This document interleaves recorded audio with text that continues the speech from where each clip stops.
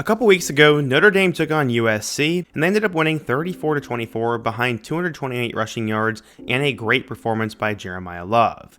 But there was an air of sadness behind it as Notre Dame carried the trophy off the field, and that was because this could be the last scheduled matchup between these two teams. USC removed next year's matchup from their future games calendar, and that's leading to a lot of assumptions about the future of the rivalry. Notre Dame head coach Marcus Freeman said before the game, "I know our leadership administration and their leadership administration are talking to try to find a way to extend this rivalry. I'm confident it will be extended, but I don't have any proof that it's being extended right now." Without a conference schedules getting scheduled more and more into the future, it's been harder for teams to get rivalries scheduled into the future, especially because of conference realignment. Oklahoma and Oklahoma State won't be able to play their game of Bedlam until at least 2030 because of how their games are already scheduled in advance. In today's video though, we're going to focus on the Notre Dame versus USC rivalry. It's one of the best in all of college football, and it's terrible that it might be going away.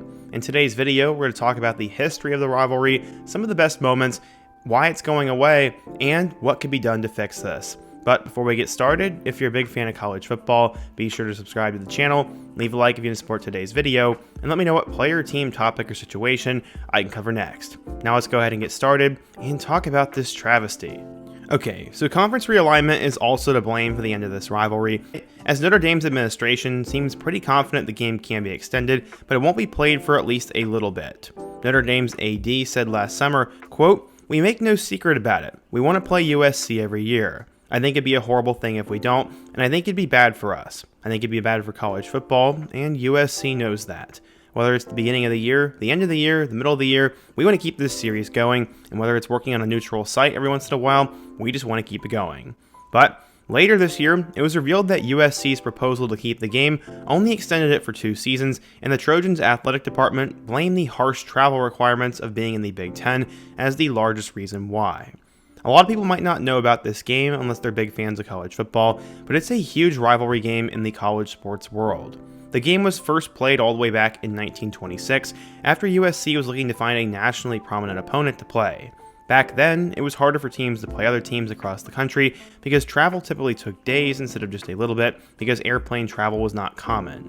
It was said that the wives of both the USC and Notre Dame coaches got together to bring the game to fruition, and the Fighting Irish were able to win the first game in Los Angeles. Over the years, the game became more common as the two coaches of the two teams enjoyed playing each other in different venues, either the colder Midwestern Indiana or the sunny Southern California. Occasionally though, it was played in different places, as in 1927 for instance, for just the second ever game, it was played at Soldier Field. The two teams traded wins up until the 1960s, which is where the game started to become one of the most interesting rivalries in the sport. Both teams were at their peaks as programs around that time, with Notre Dame winning titles in 1966, 1972, and 1977, while USC won them in 1962, 1967, 1972, 1974, and 1978.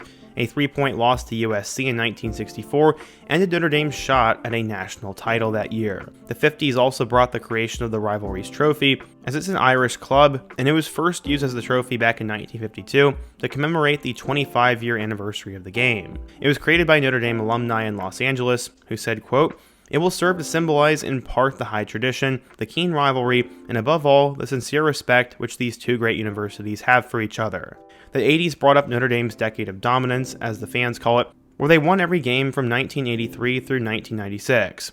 The 1985 version of the game, which Notre Dame won 37-3, saw the Irish switch jerseys from their normal blues to shamrock green at halftime. This is one of the only times I've ever heard of a team changing jerseys mid-game, and in 1988, it was the number 1 team in the country versus number 2, and Notre Dame still won 27-10.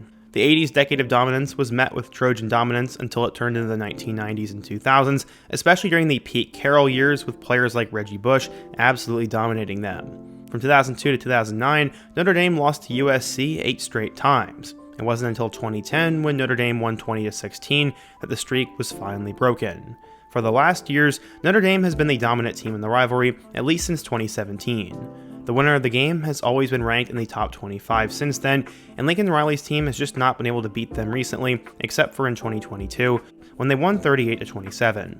In fact, throughout the entire timeline of this rivalry, Notre Dame leads the entire series with a 51-37-5 lead over USC. They have an 8-2 record in the last decade as well. This is a rivalry game that is almost 100 years old, and it has been featured in movies, television shows, and all-time list of great rivalries in sports. It's seen multiple Heisman winners play, and has been a highlight of the season for both teams for a long time.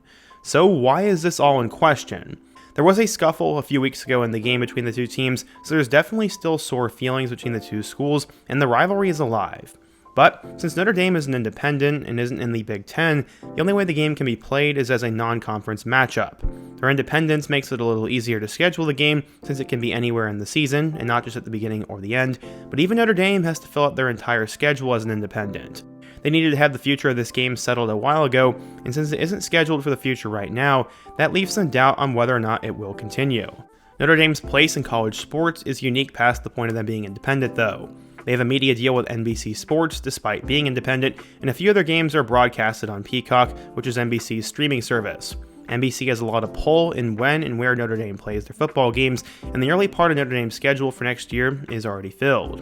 You have a neutral site game against Wisconsin, planned for Lambeau Field, as well as a game against in-state foe in Purdue, one against Rice, and Michigan State. Finding an early season slot to put this game will be especially difficult, meaning the ball is really in USC's court to find a game to remove from their schedule to slot Notre Dame back in. But it looks like it can be done. John Miller, the president of acquisitions and partnerships at NBC Sports, said, quote, "If the Big Ten's goal is to move the game to the earlier part of the season, we can accommodate Notre Dame. Those are challenges Notre Dame has to deal with, and we're with them to help navigate that." According to The Athletic, part of USC's proposal to extend the rivalry includes moving the game to Mexico City in 2026 and having it broadcasted on Netflix. I hate that idea. The 2026 version of the game was at least scheduled for one final time in LA, but the rest of the non-conference schedule for USC seems open in 2027 and beyond. The only games they have set for sure are UNLV and Nevada, and Fresno State in 2028. Theoretically, there should be space for a game in at least 2028, and then it feels even more open for the future. So really it comes down to both teams and whether or not they'd be willing to set the time and money aside to fit the game into the schedule for the foreseeable future. The fan bases seem to overwhelmingly want it back, so there should be good enough support from both athletic departments to keep it up. We know it'll all end up coming down to what decision makes the most money for both schools, but hopefully they do the right thing. So what does the future look like for this? It feels like the easiest thing that could happen here is both ADs get together and decide on a day at some point that would work best. If the 2026 game really is gone, then that's a shame, and they should get to work making sure the game returns as soon as possible. Then there needs to be an explanation as to why the game disappeared from the 2026 schedule to begin with. This could just be everybody making a mountain out of a molehill, or it could be a seismic change in the landscape of college football rivalries. Some other West Coast teams who joined the Big Ten have made their pre-existing rivalry games work out despite the move to the new conference. Oregon and Oregon State played earlier this season and have plans to continue playing, and the same can be said for Washington State. Those games are easier because they're in-state rivalries, but they mean a similar amount to the fan bases of both teams and are big games. In the modern era of college football, with a rivalry between two premier brands, you'd expect a game like this to be one of the big ones that networks would want to keep. Notre Dame only has 10 opponents scheduled for the next season, and it might come down to scheduling the game in week 0 or some other odd time, like near the end of the year. But if that's what it takes to keep the rivalry game going, then it could work. Especially considering if it was in week 0, it would already compete with some of the biggest games already set for that week, and so far there are only 2 games scheduled for week 0, as Hawaii has a return trip to Stanford, and TCU in North Carolina and Ireland. Given how poorly North Carolina has played this year, and the trend of Ireland game losers doing really poorly over the season, I imagine that game would not get as many viewers as a rivalry game between two of the biggest brands in the sport would. But that would mean an earlier start to the season for both teams, and since both are constantly trying to push for the playoff, it could be a less attractive option for them. Rivalry games like this are what makes college sports cool, and tons of people tuned in to watch K-State play Iowa State in week 0 last year, even though none of those two teams are huge brands. People knew it was a rivalry matchup, and that's why they watched. It was also ranked too. There's a good chance that both of these teams enter next season ranked, so I think it would have similar or even better viewership numbers. But there has to be a reason why these teams haven't agreed to do it already, so I'm assuming there's issues with week 0, or those teams already have plans to play a game there. But what do you guys think? If you're a Notre Dame or a USC fan, how do you think we bring the rivalry back? What is your favorite moment from the rivalry? And what other rivalry matchup should I spotlight in my next video? Before we go, be sure to leave a like if you didn't support today's video, subscribe if you're new, and check out all of the videos on the end screen. Hope to see you guys again soon, but until next time, peace.